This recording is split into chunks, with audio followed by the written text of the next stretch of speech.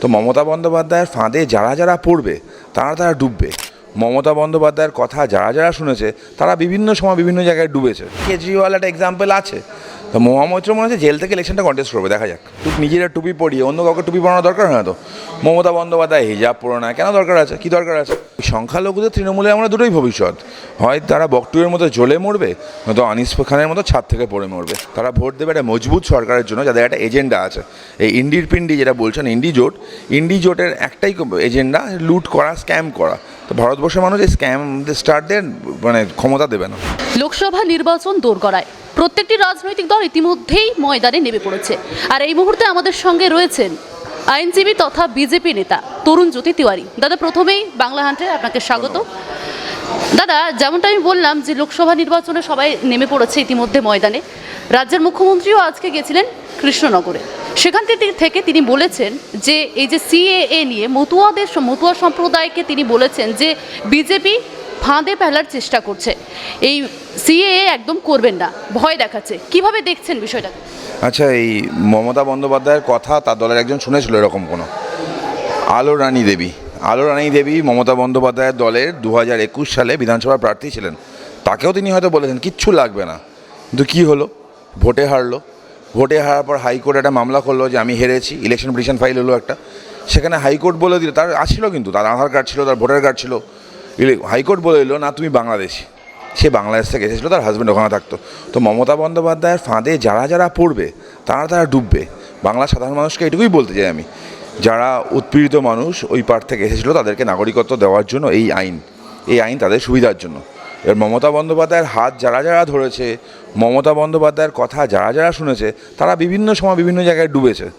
তো তারা নিশ্চয়ই জানবেন, মমতা বন্দ্যোপাধ্যায় তারা জানে, তারাও ডুববে মমতা বন্দ্যোপাধ্যায়। আচ্ছা দাদা, এই মঞ্চ থেকে তিনি বলেছেন ইডি সিবিআইকে যদি এখন ডাকে, তৃণমূলের কোনো নেতা মন্ত্রীদেরকে বলেছে ভোটের পরে যেতে, মানে এক প্রকার কেন্দ্রীয় এজেন্সিকে লাঞ্ছনা করা হচ্ছে। কিভাবে দেখছো? না, ভালো এই তিনি উপদেশ দিয়েছে। আসলে আবার তিনি নিজেও চায় না হয়তো মহামৈত্র বাইরে থেকে ভোটটা করুক। তিনি এই উপদেশটা নিশ্চয়ই মহামৈত্রকে দিয়েছেন। মহামৈত্র যেভাবে যাচ্ছেন না, তার বিরুদ্ধে দুর্নীতিটা মোটামুটি প্রমাণিত, বহিষ্কৃত সাংসদ ছিলেন তিনি। তাকে বলতেছেন তুমি যেও না গেলে কি হয়? কেজরিওয়াল একটা এক্সাম্পল আছে। তো মহামৈত্র মনে হচ্ছে জেল থেকে ইলেকশনটা কন্টেস্ট করবে, দেখা যাক। আচ্ছা, বিজেপির সাম্প্রদায়িক যে এই যে অনেক রকম আমরা শুনি কটাক্ষ করা হচ্ছে, মুসলিম ভোট নিয়ে কী ভাবছেন? দেখুন, বিজেপিকে সাম্প্রদায়িক দল বলা হয়। সাম্প্রদায়িক দল মানে কি? যারা এরকম সম্প্রদায়কে তোষণ করে। আচ্ছা, বিজেপির কোনো নেতাকে দেখেছেন যে টুপি পরে ভোট চাইতে হয় না তো? বা আমরা ভারতীয়ত্বের কথা বলি, আমরা সবকা সাথ সবকা বিকাশের কথা বলি। সেখানে অন্য কোনো দলকে নিজেরা টুপি পরিয়ে অন্য কাউকে টুপি পরানোর দরকার হয় না তো। মমতা বন্দ্যোপাধ্যায় হিজাব পরে না, কেন দরকার আছে, কী দরকার আছে? আর তৃণমূলে সংখ্যালঘুদের জন্য এত প্রেম, এই তো বকটুই 1 বছর হলো, 2 বছর হলো। বকটুয়ে কী হয়েছিল? কারা মারা গেছিলো? কেন মারা গেছিলো? আনিস খান কে ছিল? বিভিন্ন জায়গায় আমি যদি বলি, এই আমাদের এই গার্ডেন রিচ যে ঘটনাটা ঘটলো, কারা মারা গেল, কারা মরলো? ওই সংখ্যালঘুদের তৃণমূলে আমরা দুটোই ভবিষ্যৎ, হয় তারা বকটুয়ের মতো জ্বলে মরবে, নয়তো আনিস খানের মতো ছাদ থেকে পড়ে মরবে। এরা এই তৃণমূল যদি বলি সংখ্যালঘুদের জন্য করেছেটা কি, একটা সিম্পল ক্যালকুলেশন দিচ্ছি। 100 কোটি টাকার একটা হজ টাওয়ার করেছে সরকার। 100 কোটি টাকার হজ টাওয়ার করে প্রান্তিক মুসলমানের কী লাভ হয়েছে? ইমাম ভাতা দিয়ে এটা প্রান্তিক মুসলমানের কী লাভ হয়েছে? উল্টো দিকে যদি আমরা দেখি, সরকারি ক্ষেত্রে মুসলমানদের কতজন চাকরি করে, তাদের শিক্ষার অবস্থা কী, তাদের স্বাস্থ্যের অবস্থা কী, তাদের জন্য কী করেছে? রেজাল্ট হচ্ছে 0।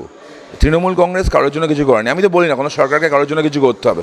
সরকার জনতার জন্য করবে, সে হিন্দু, মুসলিম, খ্রিশ্চান, বৌদ্ধ যেই হোক। তৃণমূল সংখ্যালঘু একটা তোষণের নাটক দেখায়, তাদেরকে পলিটিক্যাল ভায়োলেন্সের জন্য ইউজ করে এবং কাজ ফুরিয়ে গেলে তাদেরকে হত্যা করে। দাদা, এই রাজ্যে আমরা ইন্ডিয়া জোটের সেরকমভাবে কোনো দেখতে পাচ্ছি না, অথচ ডেরেক ওব্রায়েন আজকে গেছে দিল্লির রামলীলা ময়দানে। কীভাবে দেখছেন? না, এই নাটকটা প্রতিবার দেখা যায় ভোটের আগে। 2019-এর সময় আমরা দেখেছিলাম, আজকেও আমরা দেখছি। এটা নিয়ে আমরা একদম চিন্তিত নয়। দেশের মানুষ জানে কাকে ভোট দেবে। ভারতীয় জনতা পার্টির প্রধানমন্ত্রী পদপ্রার্থী বা এনডিএ জোটের প্রধানমন্ত্রী পদপ্রার্থী মাননীয় নরেন্দ্র মোদী মহাশয়, তিনি বিপুল সংখ্যাগরিষ্ঠতা নিয়ে 400টার বেশি আসন নিয়ে এবার ক্ষমতায় আসছেন। কারণ ভারতবর্ষের মানুষ একটা মজবুর সরকারের পক্ষে ভোট দেবে না, তারা ভোট দেবে একটা মজবুত সরকারের জন্য যাদের একটা এজেন্ডা আছে। এই ইন্ডির পিন্ডি যেটা বলছেন ইন্ডি জোটের একটাই এজেন্ডা, লুট করা, স্ক্যাম করা। তো ভারতবর্ষের মানুষ এই স্ক্যাম স্টারদের ক্ষমতা দেবে না।